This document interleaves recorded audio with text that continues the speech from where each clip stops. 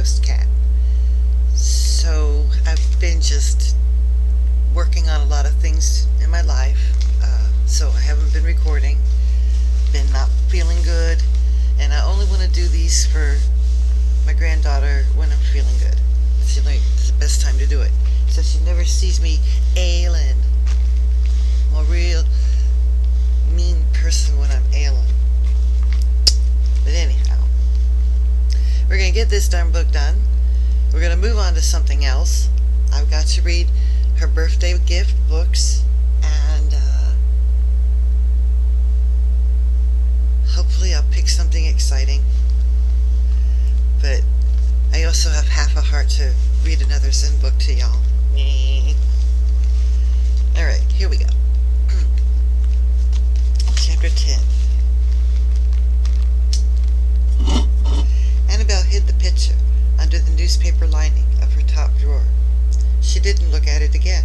She didn't have to. She could call it up in exact detail simply by closing her eyes. Still, she slept soundly that night, untroubled by the horrendous visions or by dreams of any kind that she could recall the next morning. "If you kids haven't anything better to do," Aunt Bill suggested, "you might put in some time on your bikes hunting for Ricky. I suspect he's hanging out somewhere in the neighborhood, making a nuisance of himself." "No thanks," Todd yawned. "I'm not biking in this weather. That dumb mutt's not worth getting all worn out and sweaty for." Nobody argued. Nobody urged him. Annabelle, Donna, and Michael just left him sitting on the porch swing, staring somewhat incredulously after them as they wheeled out of the garage together and onto the road. "He's going to be mad," Donna said, sounding more clinical than concerned. "He didn't think we'd go if he wouldn't." Michael kept his eyes straight ahead. "We never did it before." "I guess he'll live," Donna said, a shade grimly. "And so will we." They didn't find Ricky, although they searched along the dozen branching roads and scouted a score of farmhouses and summer homes, peering into yards and calling him by name. It was a difficult sentence. Todd was still sitting on the swing, or more likely sitting there again, when they returned at last to flop into the porch steps. They were as tired and hot as he had predicted, but feeling good about themselves and deserving of lemonade and ginger cookies Aunt Lil wheeled out to them on a serving cart. "Perfect, Grandma," Michael sighed, downing a glass in 2 long gulps. "Thanks." Todd reached for the cookies. "We're having a strawberry and ice cream in super cones for the picnic, with walnut cake and pineapple punch, besides barbecue and hot dogs and baked beans and all the rest." "What picnic?" Donna directed her question at her grandmother, not glancing at him. "That's not still on for today." "Sorry, I'm having difficulties." Aunt Lil laughed, refilling Michael's glass from a fat plastic pitcher. "With a menu like that? No way. I'll need at least a day to put it together." "The day after tomorrow," Todd said. "All day." Annabelle shook the weight of her rumpled hair back from her face. "That's Friday. That's the day I'm getting my hair cut." "At 10:30, Donna filled in. "We told you, Grandma. You said it was okay." She eyed Todd over her lemonade. "And you were right there. You heard us." "Oh, yes, of course, honey. It slipped my mind." Aunt Lil struck her head as if to clear it. "Well, we can have the picnic Saturday. No problem." "No, we can't." Todd's boot soles slapped the porch floor. "Everybody's at the lake on Saturday. There won't be room to turn around. Besides, I called the boat place and the deal's all set up for Friday, 9 o'clock. Donna let out a squeal. "You did that on purpose. You knew we had other plans." "Tough," Todd said with a shrug. "Where does it say the world stops just for you? Either you hang in or you get left behind. Annabel gave him a narrow look over her shoulder. If this was his way of getting even, he was due for disappointment. Uncle Axel chilled nod. Jesus Lord. Uncle Axel's chill nod at breakfast had sealed her resolve to have those bangs if she had to cut them with nail clippers in front of the bathroom mirror. That might be the best way to go anyway, for she had never even been inside a beauty parlor. What if she did or said something stupid there that would turn Donna off just as they were starting to be friends? Aunt Lil waved the lemonade pitcher for silence. There's still no big problem. Grandpa can take you boys fishing in the morning, and I'll drive you girls into town and pick up some last-minute things like the ice cream. We can all meet at the picnic tables at noon. A whole day at the park is probably too much for old Pa anyhow. They bickered among themselves a while longer after she took the emptied cookie plate inside, but in effect the matter was settled. Nobody the winner, nobody the loser in this round. So, shortly after 10:30 Friday morning, Annabel found herself recklessly answering, "Right," to a woman in a pink jumpsuit who asked, "You want a general trim and a shaping, too, along with the bangs?" The woman, who was Sherry according to the name embroidered across her pocket, swathed in her plastic cape, and proceeded to wield comb and scissors like a chef with a fork and carving knife.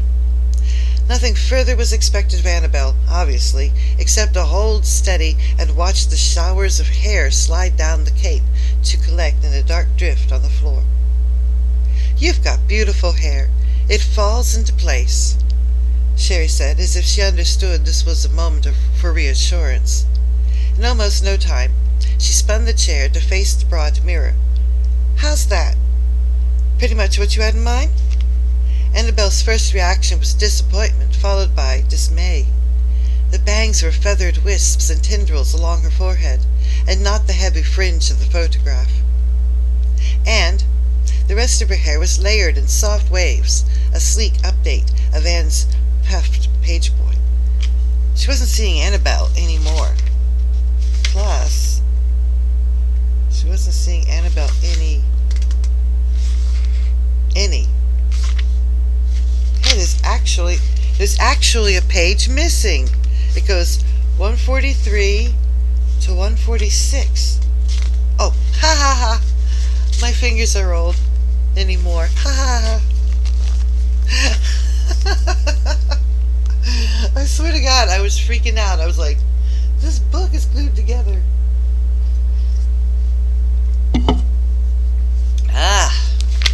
My eyes are old. Can't help it. Not the Annabel who had seated herself there 20 minutes ago. But she wasn't seeing a portrait of her grandmother brought to life either. Then Sherry swiveled the chair a fraction more, like magic. The strange face in the glass, caught slightly in profile, became the face Uncle Axel had thought to be rid of by tearing up the picture. "Neat," Donna said, circling for a view from every side as Annabel paid at the front desk. "It really suits you. You know, you look like—" She frowned, cocking her head to one side. "Like somebody I've seen. On TV, maybe." Annabel waited, wondering with a tingle of excitement if she could make the connection. But Donna gave up the puzzle. "Oh, I'll think of it later. There's Grandma outside. Come on." To Donna, after all, Annie Craig was only a flat image in black and white that she had no special reason to remember distinctly. It would be different for Uncle Axel. "Hurry up and pile in, girls," Aunt Lil said through the open car window. "I want to get this ice cream home and into the picnic cooler before it melts." She gave Annabel a distracted glance of appraisal. "Well, how nice and cool you look. This is a day for it, too. I can't believe we're this warm in June." "Too hot, too quiet," old Paul said, as Annabel slid into the back seat beside him. "Weather's breeding. She's gonna be a big one when she breaks." He was fussing with the dark glasses snapped to his spectacles, and didn't notice Anna's appearance at all. She hadn't actually expected him to. He'd grown vulgar and testy in the past several days. Aunt Lil said his ride with the Gordons had overtaxed him. He'd come back from that ride, though, more talkative and alert than Annabel had ever seen him before. In fact, he was so full of having stopped in to see Mrs. Gordon's apartment, its convenience, its comfort, its built-in safety features, and let her live independently, yet able to summon help quickly if she needed it, that Aunt Lil had wearied of the subject. Why that poor old lady has to live alone when she's got so many children and grandchildren that could take her in, I don't know. There's enough of them so there wouldn't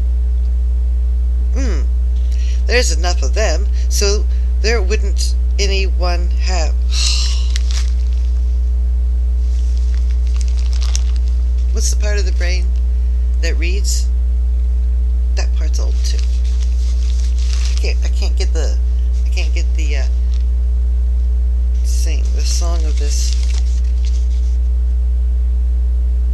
Why that poor lady has to live all alone when she's got so many children and grandchildren that could take her in, I don't know. No. Grandma's having a hard time today. There's enough of them,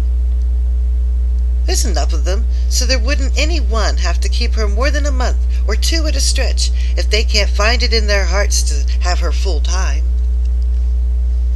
Old Pa had dropped the subject and drifted back to his room, where he'd stayed most of the time since. Aunt Lil flipped on the turn signals, swinging the car to the left lane. A good storm would be a blessing if it cleared the air, but not today, thank you. Although Timberlake Park does have a big pavilion for shelter if we did get rained out. Timberlake. Why did that name ring off-key in Annabel's ears? It's the biggest lake near here, Donna supplied. Besides the park, there's a resort and private cottages and woods and even an island. Plus, it wasn't any great distance from the farm, Annabel soon discovered. After a stop at the house to collect the picnic hamper and cooler, they were hardly on their way again when they turned off the road and halted in a pine-shaded parking area. Uncle Axel's Jeep was among the handful of other cars already there. Beyond, dark-rimmed toward the horizon, the lake shone blue and wide and totally unfamiliar. Pa rested on his cane, gazing up at the trees. Jack pine and all second growth stuff, he dismissed them. Come in after the good timber was logged out, the white pine and the Norway. Well, Pa, Aunt Lil said, handing the hamper to Donna, you should know. You did your share of the logging. Old Pa nodded. Yes, ma'am. Bull Bucker. That was me, foreman of the crew. His chuckle was as brittle as the needles underfoot. We skidded along the logs across Timberlake ice. Let a lot of daylight into the swamp. Oh, okay. He's still talking. His chuckle was as brittle as the needles underfoot. We skidded a lot of logs across Timberlake ice. Let a lot of daylight into the swamp. Timberlake. Why did those words give Annabel the feeling of prickles of hair that worked down inside of her shirt, despite the protective plastic cape?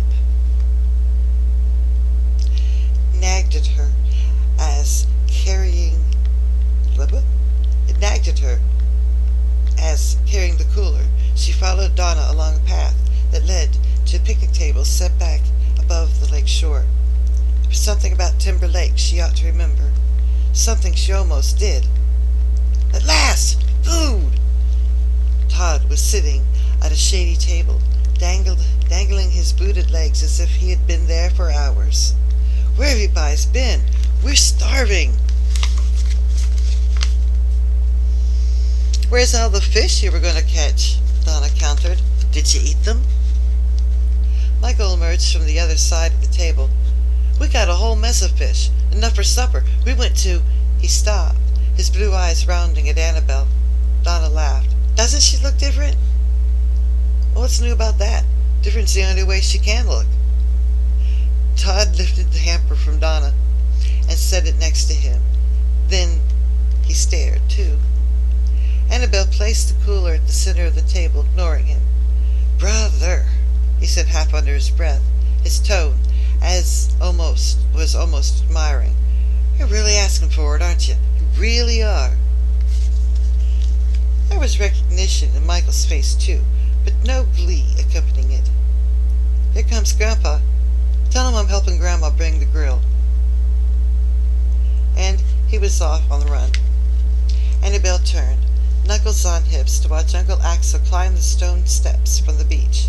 She wasn't as eager to confront him as she had thought she would be, but she was braced to stand her ground. He saw her. His face was partly hidden by sunglasses and the brim of a straw hat, but she could tell he saw her because he stopped smiling. She hadn't even noticed the smile until it was gone. His face thinned, as if the skin had tightened, and his lips pressed together. He looked like a person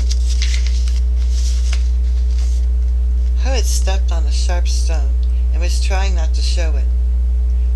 Pained more than angry. Annabelle kept her head high, but she wished all at once that she had worn a hat too. The day was unbearably warm, almost suffocating, and it was her imagination. Whoa. And was it her imagination, or had the lake lost a degree of its shimmer in the past few moments? The pale sky gone slightly dingy?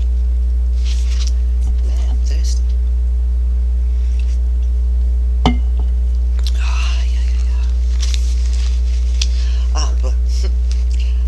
Aunt Lil and old Pa arrived at the table, providing welcome interruption with the bustle of getting him seated comfortably where he could see the lake.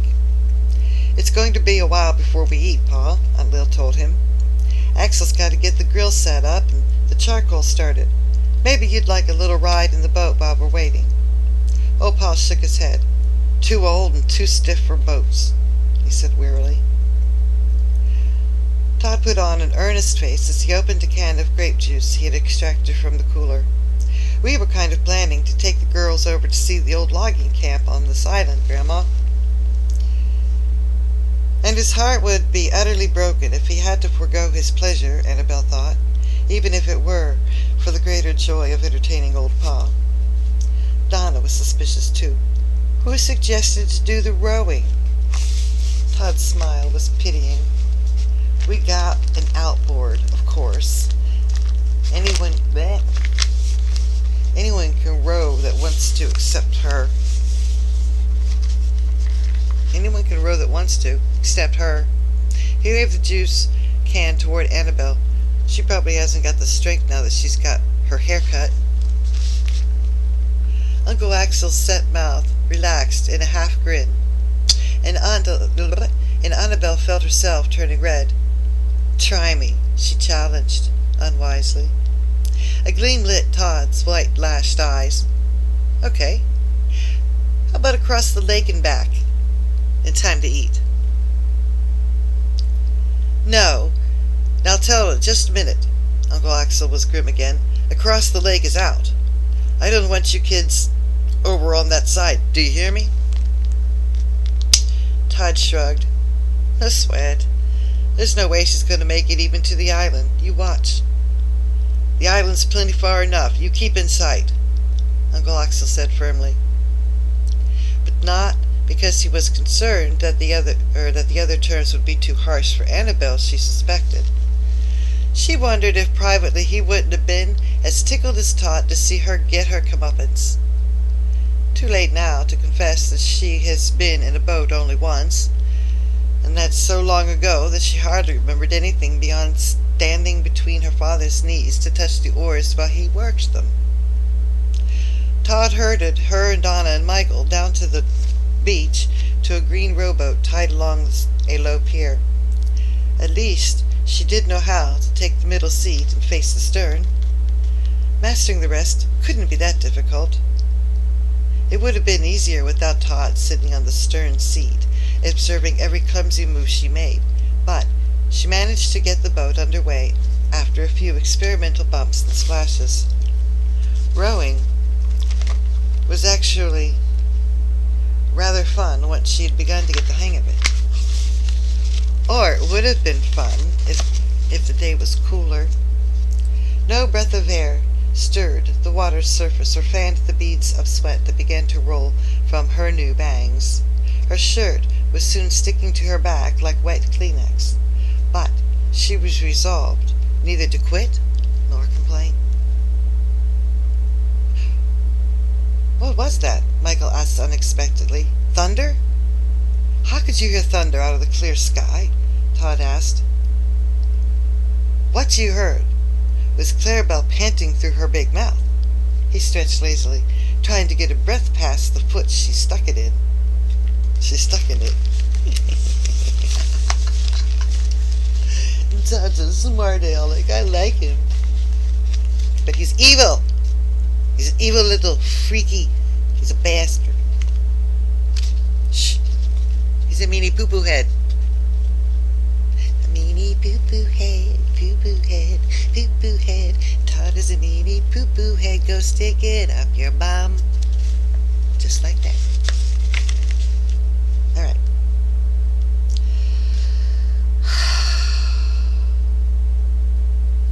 Donna stopped, trailing her fingers in the water, and straightened up. "I thought I heard thunder too. Besides, this is dumb. We start up the motor and go. I say let's start up the motor and go back." Todd flung an arm across the top of the motor as if to shield it from tampering. "Everything's dumb to you lately." "Talk to her, your new buddy. Nobody's forcing her to keep rowing. She can throw in the towel any time." Annabelle glanced over her shoulder at the sky. It was clear. If by clear Todd meant cloudless, but the dingy tone she had noticed earlier was more of a dirty yellow now. It didn't exactly look wholesome. But there was more to take stock of than sky. She hadn't realized how close they were to the island that was supposed to be her goal, or that when they pulled abreast of it, they would have covered a good 2/3 of the distance across the lake.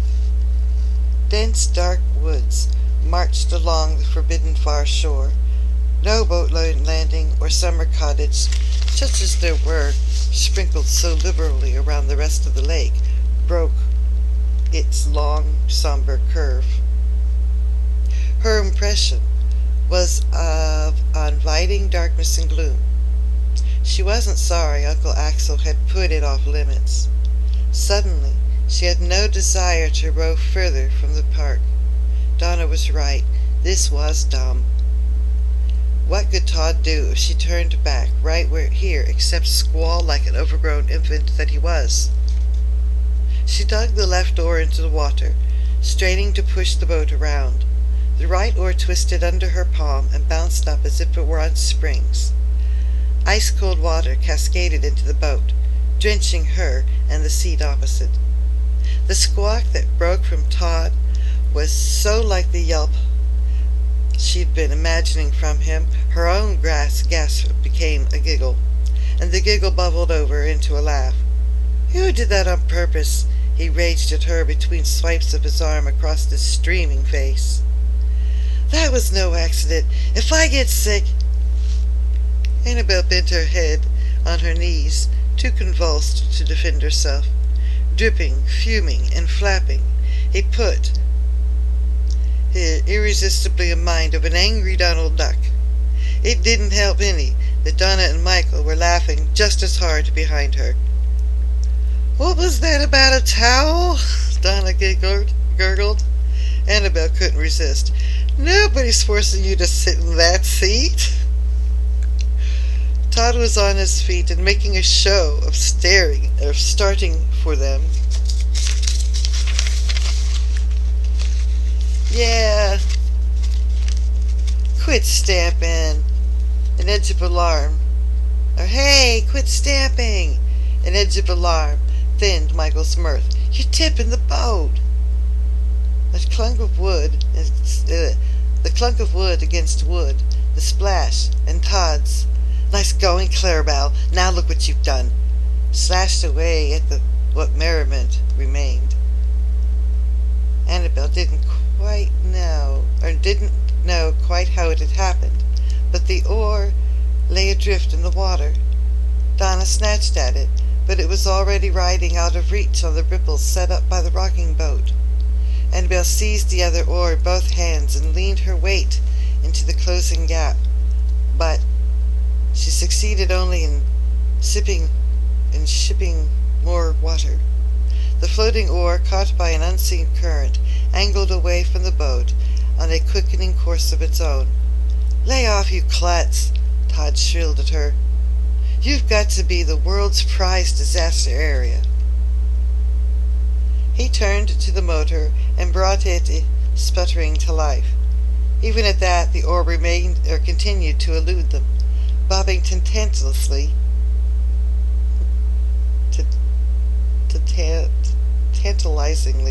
tantalizingly close one moment, picking up speed and forging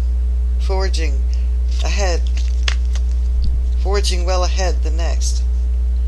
It led them close to the island and past it and into the waters beyond, teasing them further and further.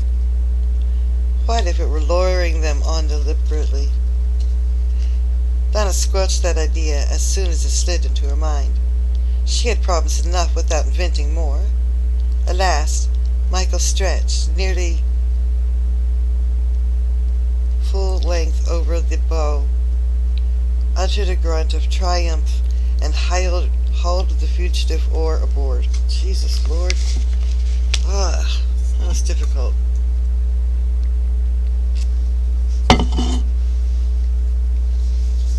It's because I'm not enjoying the story, to tell you the truth. I'm like, Jesus, I read this book and I liked it.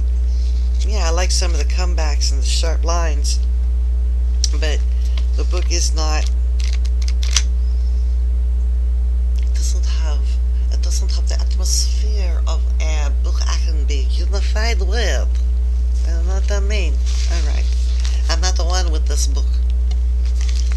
So I have to find one I like, and this one's not being my friend. It's not.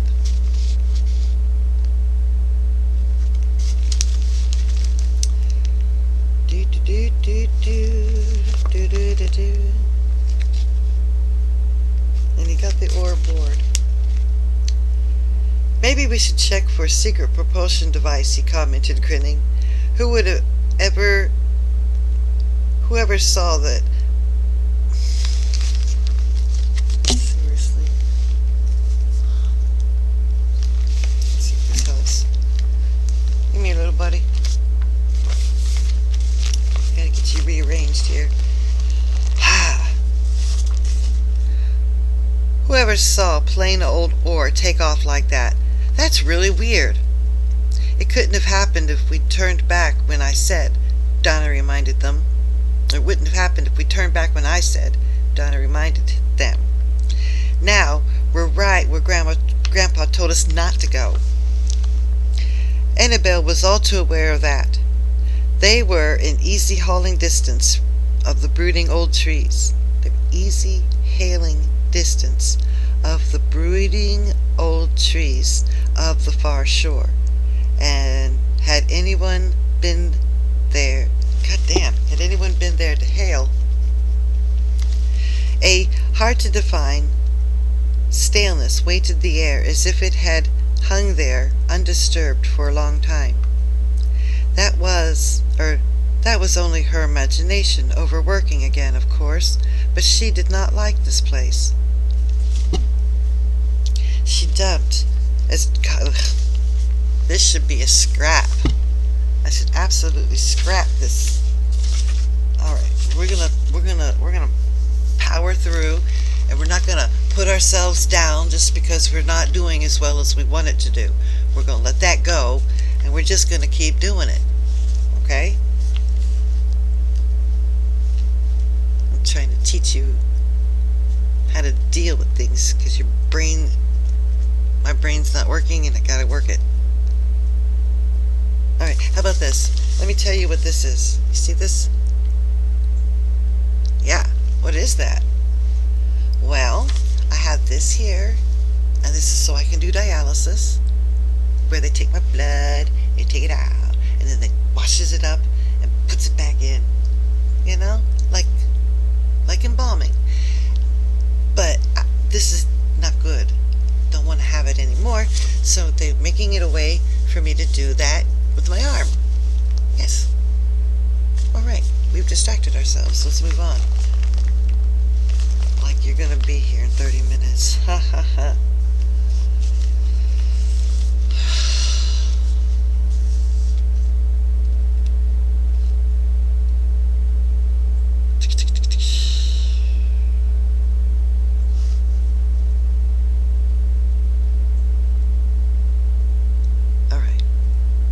Distance. They were in easy hailing distance of the brooding old trees of the far shore, had there been anyone there to hail. A hard-to-define staleness weighted the air as if it hung there, undisturbed for a long time. That was only her imagination overworking again, of course, but she did not like this place. She jumped as Todd cut the motor. "What are you doing? Why aren't you going to start back, aren't you?" "Maybe we're out of gas. And you'll, have to walk back," Todd said amiably. "Now we're here. Don't you want to go ashore and have a look?" Michael squirmed uncomfortably on his seat. "Come on, Todd. Grandpa's going to be mad." "Grandma should have the burgers cooking by now," Donna added in a transparent attempt at psychology. "Well, they'll be done before we get there." Todd smiled at them, while the boat glided steadily shoreward under its own momentum. "Think he'll be so mad if we were to catch his dog for him?" "Maybe I just saw that dumb mutt poke his head out of the bushes up there." "Ricky?" Annabelle turned to squint more intently into the dimness under the pines. White pines, her mind registered. An ancient stand that had somehow escaped the axes of old Pa and his crew. Virgin timber on Timber Lake. Timber Lake. "I don't see 'em. Where?" Donna cupped her hands to her mouth. Here, Ricky, come on, boy." There he is." Todd pointed. "No." Now he ducked back in again. "You saw him, didn't you, Michael?" Michael shook his head. "No." "Sure you did. You must have. By the big rock?" "I don't know," Michael said doubtfully. "Maybe. It might have been something." "You call him, Annabelle," Donna said. "He'll probably come for you." "That mutt's not coming sloshing out to a boat for anybody," said Todd. "He hates water." "If you want him, you're going to have to go ashore and grab him. 2 of you at least." Donna and Annabelle looked at each other and at the shrinking strip of water between them and the pebble-strewn beach. The boat nosed into the shallows and came to a stop with a small shudder. Come on," Todd urged. "Get going if you want him, so we can get back to the picnic." "There he is, still by that rock." Donna scrambled up to the tip of the boat and jumped. She landed, stumbling out dry-shod. Annabelle was less lucky. Perhaps because she was less willing. Those woods were too silent, too still. She shrank from raising her voice in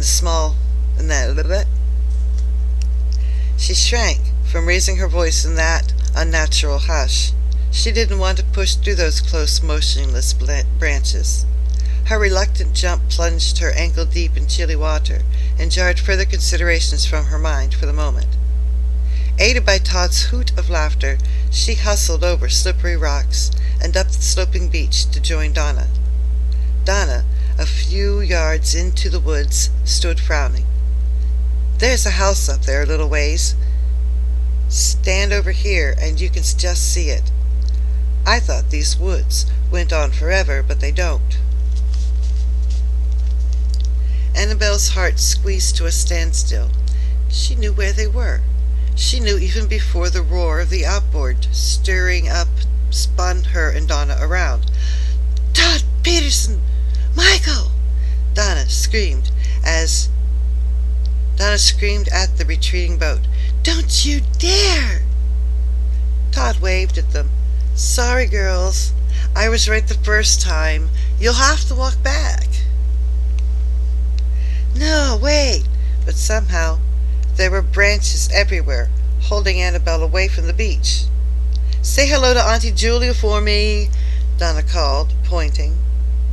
"Tell her, too bad we couldn't stop, but—" His voice vanished in the clap of thunder that shook the earth. The sky split apart, and darkness spilled across the horizon, from the horizon to horizon. Yet the lake in that same instant gleamed silver under the blue-white glare of lightning. And in that instant Annabelle saw the wind, saw it before its howl blasted her eardrums, before its impact bowled her backwards off her feet. She saw it race toward her over the lake, driving the flat water into ridges, creaming the surface into foam, and rising under the green boat in a monster billow that curled to fling the boat and the boys high up on Julia's shore.